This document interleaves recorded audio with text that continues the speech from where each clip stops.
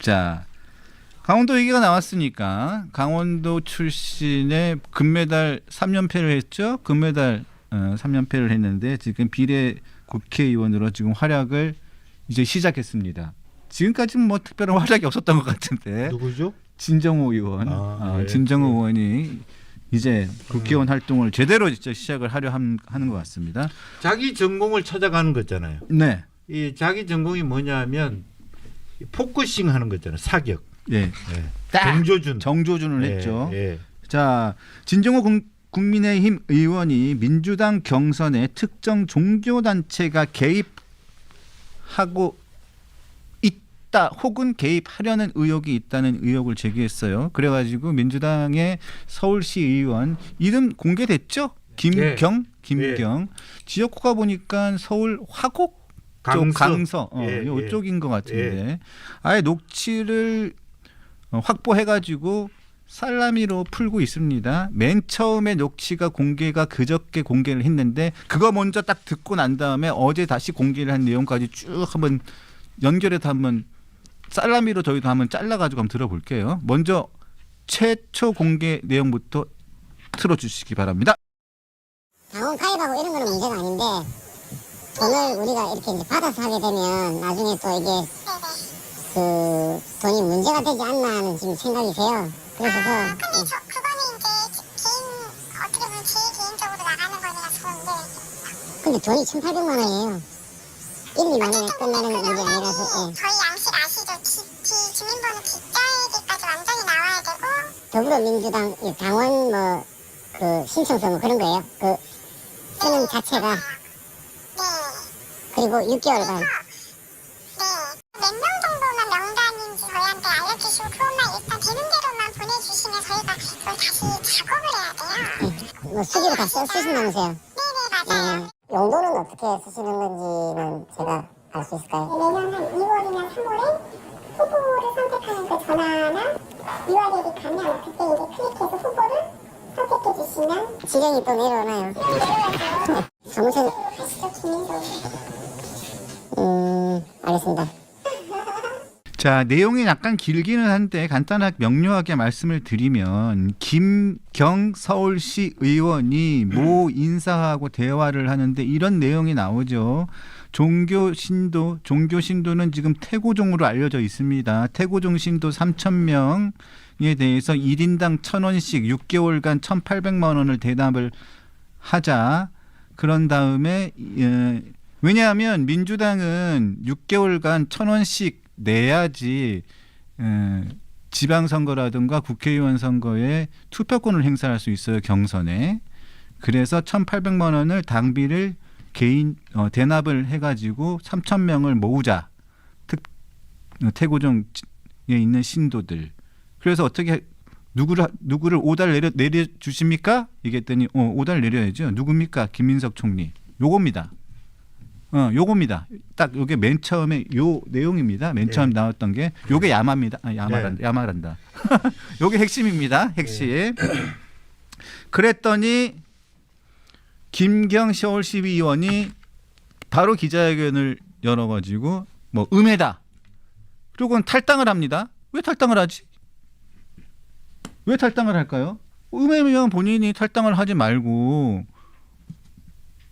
진실을 밝히면 되잖아요. 맞죠? 그냥 탈당을 해요. 근데 여기 민주당 분들의 그냥 프로토콜 같아요. 맞죠? 그러니까 이제 저는 뭐 마이크 대고 자기가 그 이익금과 관련해서 김경시 의원이 탈당을 하고 마이크를 잡는 순간 이건 사실이다라고 하는 오히려 팩트 확인으로 이해됐고요. 또 문체위원장이 주로 담당하고 있는 게 체육단체, 종교단체잖아요. 사실은 선거운동할 때 사람들 많이 불러 모으기 딱 좋은 게 문체이다. 뭐 그런 생각을 할 수 있고요. 그래서 뭐 그런 부분이고 저도 처음에는 이 사람 영등포구 시의원인가 했더니 그건 아니었고 강서구 시의원이었습니다. 뭐 영등포구 시의원이었다면 빼도 박도 더 못하는 거죠. 김민석 총리의 지역구가 영등포니까. 그때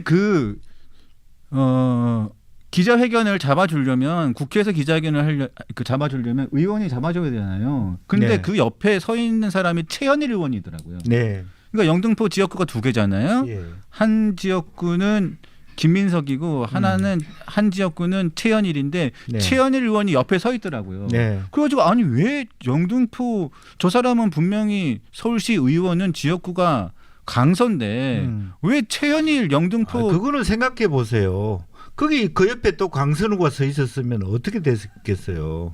아니 뭐 강서 같은 경우에는 다른 의원도 있잖아요. 한정혜도 있고 진성준도 있는데. 한정혜 너무 바빠요. 정책위원장이라. 그래서 영등포 최현일이 잡아줬다는 거는 저는 김민석 의원하고도 관계가 없잖아 있다고 저는 봤어요. 뭐 있을 수 있겠죠. 예. 그런데 어쨌든 지금 이 상황 자체가 두 가지의 문제를 남기거든요. 그러니까 이게 진짜 내년 2, 3월이면 형식적으로는 시장 선거에 김민석 총리가 나온다는 의미인 것 같고, 그것은 또 우상호 정무수석이 택도 없는 소리다. 당에서 요청하지 않으면 대통령이 놓아주지 않을 것이다라고 거부했습니다만은, 또 하나는 이야기의 진화가 뭐냐 하면 왜 그럼 김민석이 굳이 나와야 되느냐에 대해서는 내년 당대표 선거에 김민석을 당대표로 갈아치울 양이다.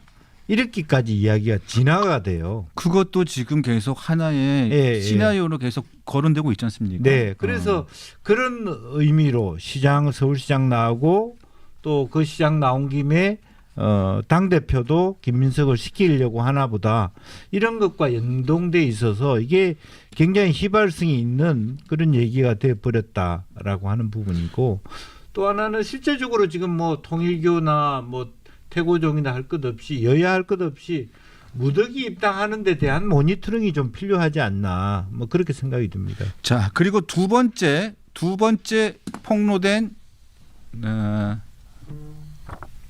녹취 파일을 한번 더 들어보겠습니다. 두 번째 녹취 파일입니다. 제가 연락이 온 게 우원식 국회의장님 네네. 이번에 독립군 시사회 그거 하신다고 오라고 연락이 왔어요. 그래서 안 간다고 했어요. 왜요? 일단 이제 주의 어떻게 되는지 모르니까 아무 생각. 으로 가시죠, 김민석으로. 알겠습니다. 뭐 저희들한테 어떻게 지원을 해줄 수 있는지 최선을 다할 겁니다. 자, 이게 똑같은 대화가 오간 그 사람하고 또 김경 서울시 의원하고의 또 녹취 파일이 공개된 건데 우원식 국회의장 얘기가 나오는 거예요. 자, 우원식 국회의장은 여기서 왜 등장을 하는지가 저는 궁금합니다. 자, 여기서 저는 두 가지 생각을 하게 되는데, 우원식 국회의장님도 연락이 왔어요. 그래서 안 간다고 했습니다. 자, 그러면서 줄이 어떻게 되는지 모르니까 이렇게 물어봐요. 줄이 어떻게 되는지 모르니까. 그러니까 김경 의원이 또 얘기합니다. 김민석으로 가시죠, 김민석으로. 그럼 저희들한테 어떻게 지원을 해줄 수 있습니까? 최선을 다할 겁니다. 자, 이걸 보면요, 저는 이게 당대표 선거일 가능성도 없지 않아 있어요. 저는요. 이게 단순하게 서울시장 경선으로만 얘기하는 게 아니라 이게 당대표 선거일 가능성도 없지 않아 있다는 거죠. 왜냐하면 우원식 국회의장 임기가 끝나고 난 다음에 당대표 선거잖아요. 네? 그러니까 이게 단순하게 서울시장 선거로만 한정된 게 아니라 당대표 선거까지도 염두에 둔 그 전에 사람들을 모으는 게 아닌가 싶어요. 왜냐하면 이 제보자에게 우원식 국회의장도 접근을 했다, 뭐 이런 취지잖아요. 네. 제 해석이 너무 많이 나간 걸 수도 있습니다. 저는 제가 보기에는 좀 적게 나갔다고 생각해요. 적게 나갔어요. 왜냐하면 차기 대권과 관련된 얘기일 수 있습니다. 그러니까 당 대표도 있고 뭐 서울시장도 있습니다만 어디로 가시죠? 차기 대권의 포스터 이재명을 정할 수 있는 이야기일 수도 있다고요. 당 대표를 왜 맡는가라고 하는, 왜 뛰어드는가에 대한, 단순히 당 대표 되는 사람이 당 대표만을 위해서 일하는 건 아니지 않습니까? 차기 대권 레이스에 우원식도 있고 김민석도 있을 수 있다, 정청래도 있을 수 있다, 이런 관점에서 본다면 충분히 그런 확대 해석이 과하지 않다, 그런 생각이 들고요. 이미 지금 가장 불행한 것은 이재명 대통령이 임기가 1년도 되지 않은 상태에서 이와 같은 당권을 누가 잡느냐의 갈등, 그리고 또 우리가 암묵적으로 보기에는 차기 대권을 누가 할 거냐 하는 것이 조기에 이렇게 논의된다라고 하는 것이 상당히 오히려 더 분란을 일으키고 당이 어지럽혀지는 그런 측면이고, 우리가 뭐 이 안에서 그런 데이터를 가지고 얘기할 수 있을지는 모르겠습니다만 어쨌든 최근에 민주당이 어떤 사법개혁의 논의라든지 여러 가지 지금 이런 엇박자, 불협화음, 이것도 일종의 불협화음이잖아요. 노선 경쟁, 또 사람의 경쟁, 이런 것들이 있어서 이런 것 자체가 내년 지방선거 가기도 전에 거의 민주당과 국민의힘은 대등한 관계에 처해 있지 않을까, 그런 생각도 들게 해주는 대목입니다. 네, 이번에는 그 남아 있는 또 녹취가 2개가 있잖아요. 우리 저 PD님들 저기 2개를 연결해서 한번 들을 수 있나요? 네, 2개를 연결해서 한번 좀 듣게 해주십시오. 예, 2개 연결해서 한번, 또 추가 녹취 파일입니다. 추가로 2개를 연결해서 한번 들어보겠습니다. 저희 양식 아시죠? 주민번호 앞자리만 있으면 아무 의미가 없거든요. 9월부터 내년 2월까지 딱 6개월간만 나가게 하려고 하는 거라서. 예전에도 문재인 대통령 때 해봤어는 알아요. 알긴 아는데 그때 2번 찍었거든요. 근데 왜 이렇게 급해요 요번에? 이게 데드라인이 이제 내일 모레까지여가지고 그래요. 3,000분 정도 되거든요. 통신사까지 있는 게요? 아, 네. 주민등록번호가 있어야 돼요. 이런 자료들은 저도 이제 많이 있고, 그럼 주민등록번호하고 통신사까지 받은 자료는 지금 하나도 없나요, 아직? 지금 계속 들어오고 있어요. 제가 뭐 일을 많이 신도들을 관리를 하고 하다 보니까 그래서 제가 이제 이런 거 말씀드려가지고 뺄 수가 있거든요. 보시고 뭐 필요하신 거 있으면 알려주세요. 알겠습니다. 예. 잘 살펴볼게요. 하여튼 은혜는 꼭. 자, 이게 보면 주민등록번호 앞자리만 있으면 의미가 없다. 그런 다음에 자, 문재인 대통령 때 해봐서 알긴 아는데 2번 찍으라고 2번 찍었거든요. 그러니까 이게 보면 문재인 대통령 때 경선할 때도 해봤다는 거예요. 이게 불똥이 거기까지 튀는 거예요 지금. 그렇죠? 네.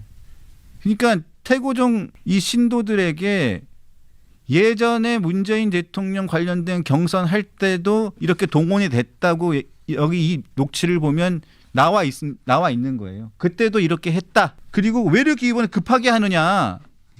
그러니까 데드라인이 정해져 있다. 그러니까 다음번 6월 달 지방선거 혹은 그 이후에 이뤄질 당대표 선거까지 넓혀보면 그때까지 하려면 지금 빨리 해야 된다. 요 얘기인 것 같아요. 지금 제가 보니까. 사실은 이게 솔직하게 얘기하면 선수들이 붙은 건데요. 김기영 의원이 선수인지 어떤지는 모르겠습니다만은 이것이 이제 어떻게 되냐면 결과적으로는 그 편법 중에 하나가 주민등록지에서 그 소팅되는 혹은 그 당원 부분에 실제 주민등록을 옮기지 않고 통신사 안에서만 주소 옮기면 그 지역으로 되는 그렇죠. 그렇죠. 그런 부분이 있기 때문에 이 사람들이 돌아가면서 지난 총선 같은 경우는 당 대표가 원하는 후보를 뽑는 데 쓰일 수가 있어요. 굉장히 나쁘게는 이거는 정당법 위반입니다. 그래서 실제로 문학진 의원의 케이스가 우리가 그런 의심을 할 수 있거든요. 국회의원 문학진 의원의 보좌관이 문학진 의원보다 압도적으로 유리한 여론조사 결과를 냈다라고 하는 부분이 쉽게 이해할 수 없는 부분입니다. 그런데 결과로 그렇게 나왔다는 것은 누군가 작전 세력이 그 지역에 이러한 3,000명을 아예 통신사별로 집어넣고 그 지역에서 전화 홀딩을 가능하게 하는 이제 그런 수법까지 쓰고 있다는 것이거든요. 그래서 굉장히 이것은 위험한 수법이다. 그리고 특히 민주당 같은 경우는 여론조사 기간 중에 옛날에 성남시에서 문제가 되었던 되는 여론조사 기간을 이름 바꿔서 다시 넣는 그런 것들이 지난 총선부터 있어 왔습니다. 그렇기 때문에 이러한 부분들이 단순히 김민석이냐 뭐 원식이냐 어떤 후보의 문제가 아니라 더 심각하게는 각 지역별로 구청장 후보, 시의원 후보를 골라서 뽑을 수 있는 그런 부분 중에 하나가 통신사라고 하는 개념이 들어가 있기 때문에 굉장히 이것은 그 휘발성이 높은 아젠다다 그렇게 봐야 될 것 같습니다. 모 인사가 이번에 지난번에 그 비명 행사 했을 때 그 총선이 끝나고 난 다음에 외국을 가면서 모 인사가 외국을 가면서 그 정보기관에 있는 사람한테 전화를 한번 했었대요. 그래 하면서 외국을 가라고 해가지고 외국을 가는데 사실상 손을 많이 탔다.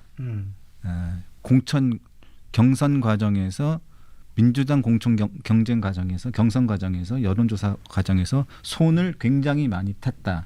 지금은 얘기를 할 수가 없고 지금 빨리 외국으로 자리를 뜨라고 해서 뜨는데 손을 굉장히 많이 탔다. 나중에는 이 얘기를 해야 돼. 할 수 있는 시간이 있겠지만 지금은 할 수 없다. 그래서 외국을 뜨라고 해서 외국을 뜨는 과정인데 손을 굉장히 많이 탔다라고 얘기를 했는데 결국은 정권이 바뀌면서 이제 그 사람의 이야기를 들을 수 있는 과정은 이제 없어진 것이죠.